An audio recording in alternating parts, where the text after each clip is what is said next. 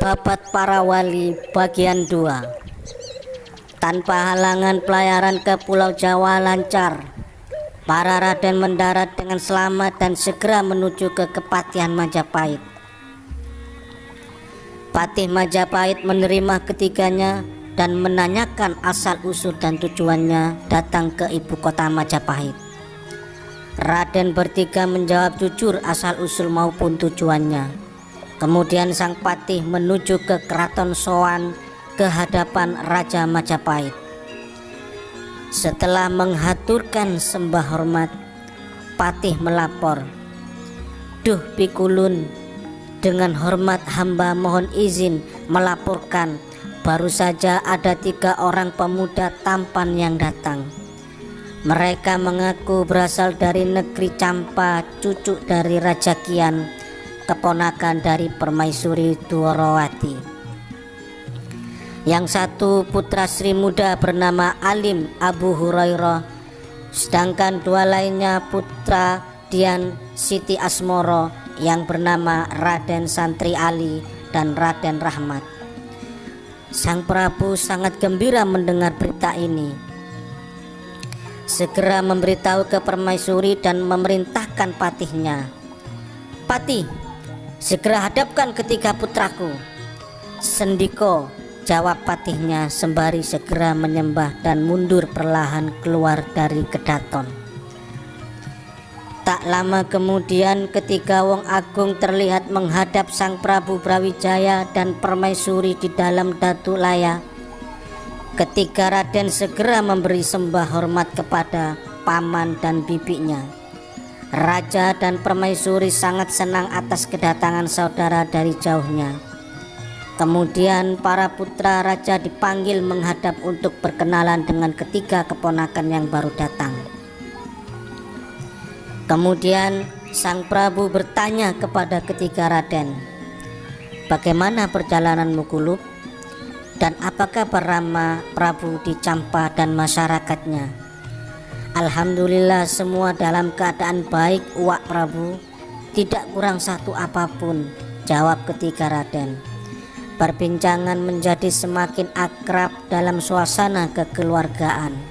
Suka, gembira, dan bahagia, Raja dan Permaisuri mengasihi dan menyayangi ketiganya.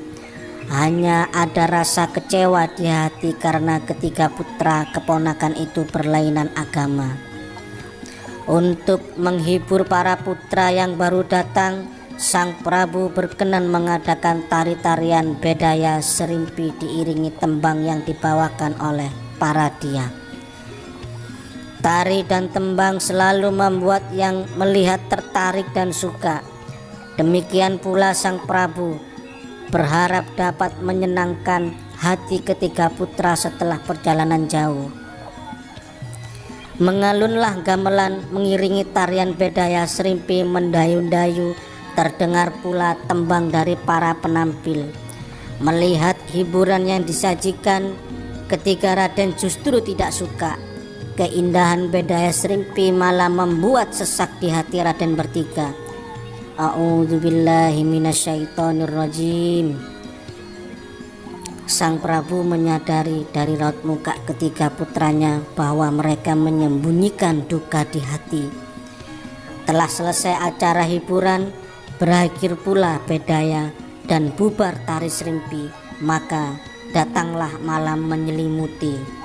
Semua yang menghadap telah mundur dari bangsal. Demikian pula Sri Naropati dan Permaisuri pulang ke dalam Datu Laya disertai ketiga putra. "Hei Kulub, saya lihat kalian bersedih hati.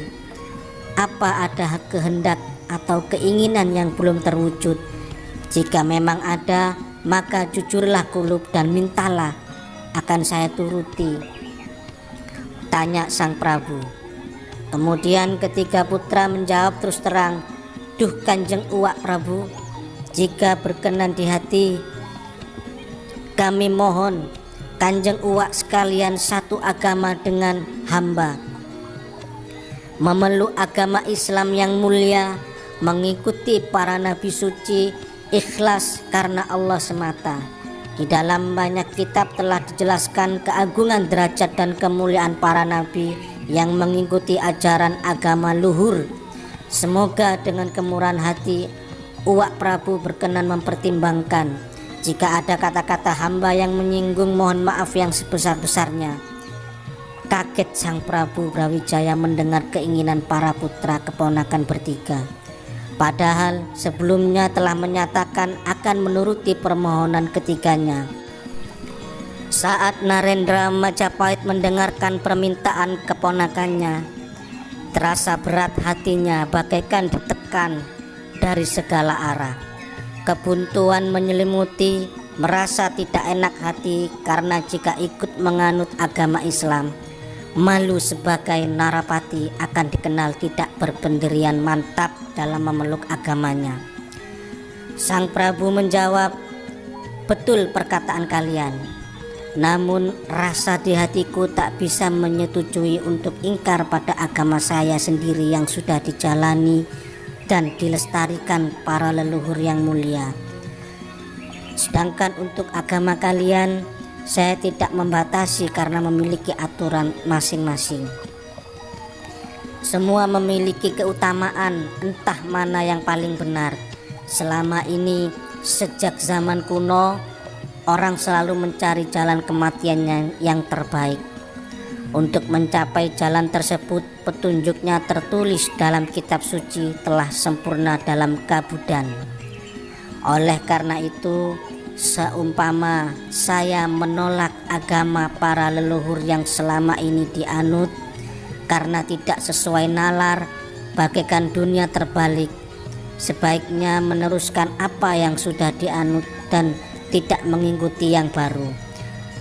Sayang karena sudah dijalani dengan sungguh-sungguh, jika ditinggalkan semua ajaran yang sudah dilaksanakan, bagaikan kehilangan yang tak terhitung nilainya. Pahamilah para putraku, dan janganlah ini menjadikan hati kalian kecewa karena aku menolak ajakan kalian untuk memeluk agama Islam." Ketika keponakan raja sedih mendengar jawaban yang disampaikan sang uwak Narendra Majapahit. Dalam hati menyadari bahwa sudah kehendak yang agung bahwa berbeda yang dianut dengan sang uwak Prabu, harus selalu ingat segala sesuatu yang terjadi atas kehendak yang maha berkehendak. Karena bejo-bejone kang lali, luwih bejo kang eling lan waspada. Ketika Raden tidak menjawab apa yang disampaikan Raja Majapahit karena khawatir melakukan hal yang sia-sia dan justru akan menimbulkan masalah, ketiganya bertawakal, berserah kepada Hyang Agung. Tapi berbeda dengan Prabu Brawijaya, Prameswari Dwarawati mendapatkan ilham untuk mengikuti agama para putra keponakannya, memeluk agama Islam yang mulia seizin Sri Brawijaya. Ketika Raden senang karena sang bibi sudah menganut agama yang sama. Di Majapahit, ketika Raden tinggal di pesanggerahan yang sangat dekat dengan dalam puri, hanya terpaut satu bangunan dan dijaga, dihormati oleh para warga Majapahit. Namun ketiganya tidak kerasan tinggal berlama-lama di Majapahit yang tidak banyak pemeluk Islamnya. "Kanjeng Uwak, kami bertiga keinginan untuk kembali pulang ke negeri Campa jika diizinkan." Ketika Raden menyampaikan permohonan pamit pada Prabu Brawijaya, "Para putraku, tinggallah dulu di Majapahit. Uwak mendapatkan laporan bahwa negeri Campa telah dikalahkan oleh Raja Koji. Tidak aman kalian kembali ke Campa saat ini." Kaget dan sedih Raden Santri Ali, Raden Rahmat dan Raden Alim Hurairah mendengar berita tersebut. Tidak ada pilihan lain, ketiganya tetap tinggal di Majapahit menghabiskan waktu untuk beribadah tanpa henti. Melihat para putra keponakan sudah dewasa, sang Prabu meminta sang Aryo Tejo di Tuban untuk menghadap. "Hei Aryo Tejo, Kalau kamu setuju, aku ingin meminang ketiga putrimu untuk aku nikahkan dengan ketiga keponakanku dari Campa." Mendengar permintaan sang raja, Arya Tejo menjawab, "Hamba menyerahkan sepenuhnya kepada sang Narpati. Sesuai kehendak Paduka, maka persiapan pernikahan diadakan dengan meriah melibatkan semua punggawa kerajaan. Raden Santri Ali dinikahkan dengan Dyah Retno Maninjung. Raden Rahmat dinikahkan dengan Retno Siti Dian Manila. Sedangkan Raden Alim Hurairah dinikahkan dengan Dyah Retno Sadasar. Semua turut berbahagia dengan pernikahan tersebut. Para pengantin terlihat serasi. Pada pernikahan tersebut diselenggarakan keramaian di Majapahit selama 7 hari. Mengetahui bahwa ketiga keponakan tidak kerasan di Majapahit karena jauh dari masyarakat beragama Islam, Sang Prabu Brawijaya menginginkan agar ketiga raden sekeluarga dapat tinggal di wilayah Surawesti, nama lain Surabaya, yang dibawahi oleh Arya Lembusura yang sama-sama beragama Islam.